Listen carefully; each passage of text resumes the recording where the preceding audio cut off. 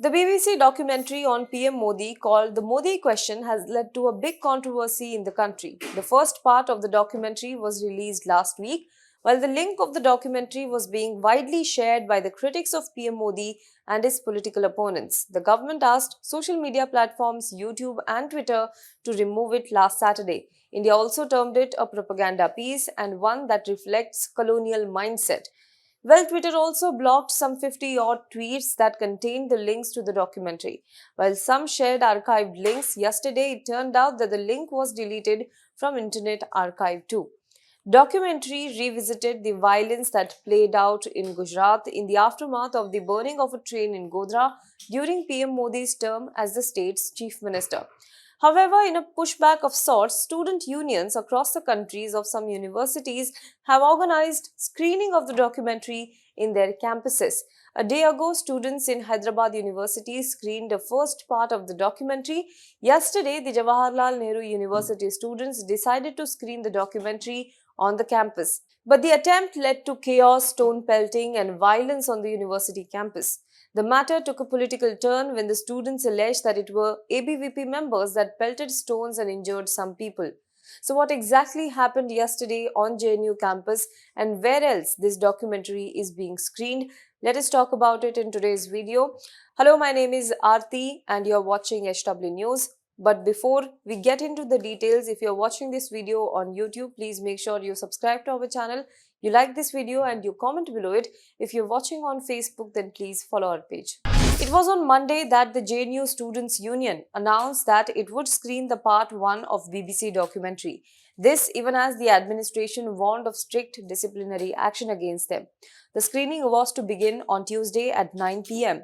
However, just half an hour before the screening at around 8:30, the entire campus went into darkness. The power only came back almost 3 hours later around midnight. But in these 3 hours, chaos and violence ensued on the campus. As the power outage hit the campus just minutes before the documentary was to be screened, the students alleged that it was a deliberate attempt from the administration. The university administration has, on the other hand, denied any role in the power outage. While there is no official statement issued by the university yet, the Indian Express, quoting Union Education Ministry, stated that JNU VC and University Registrar has told them that there was a massive power failure which affected one-third of the campus. There was no deliberate attempt to cut power. That is what the statement says. However, the same report quoting university sources says that such long power outages in the campus were unusual. BSES, which supplies power to the campus, had no mention of the outage on its website. Its last entry for the day for maintenance outage in the neighborhood was for one between 11 a.m. and 3 p.m. The power cut affected not only the students gathered for the screening but also hostels and some faculty residences too. As the power went out, organizers asked the students to watch the documentary on their mobile phones, but it also turned out that the internet was also snapped. Now let's talk about the clash between students. The entire matter escalated into clashes with students affiliated to the students' wings of various political parties entered into a confrontation over the screening. At around 10:30, stones were pelted on the students gathered for the screening, and since it was dark, it wasn't clear where did the stones come from and who was pelting it. Some claimed that ABVP members threw stones, while some marched to the police station in Vasant Kunj to file a case against the stone pelters. Slogans were also raised against the varsity's administration. The left students' body, SFI, said that the JNU had called for a screening of the BBC documentary India the Modi Question on Tuesday, which was met with immediate diktat from the JNU administration to shut it down.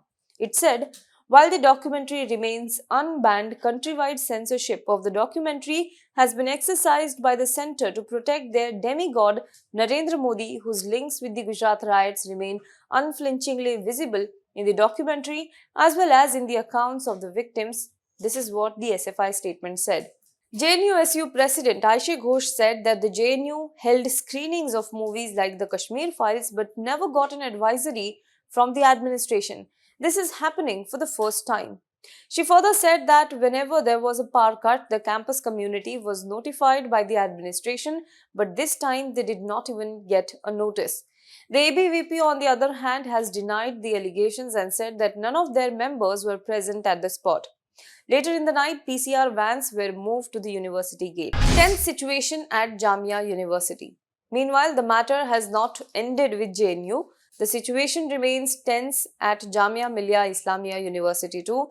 After JNU, there is a plan to screen the documentary at Jamia at 6 p.m. today. However, even before that happens, 3 members of a left-wing students' union were detained by the police and classes were suspended. Police in blue riot gear and vans with tear gas cannons have been deployed outside the university and the gates have been shut. The screening was announced by SFI on Facebook. But more universities have planned screening of the BBC documentary now. The SFI has sought permission for the screening of the BBC documentary at Kolkata's Presidency University. Another section of the students plan to screen the documentary on February 1st at the university's A.K. Basak Auditorium. Meanwhile, in Kerala, Youth Congress organized a screening at Manaviyam Veedi on Tuesday. DYFI held one at Pujapura Maidan.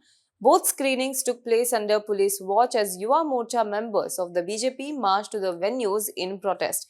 SFI screened the documentary at Cochin University of Science and Technology, Kaladi Sri Shankaracharya University of Sanskrit, Maharajas College, Ernakulam, and Government Law College, among other institutions.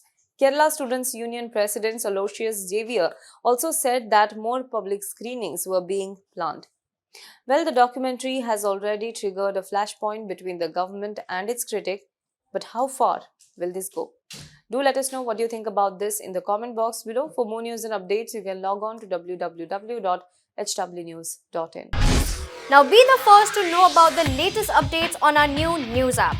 Go on your Android or iOS, search for HW News Network.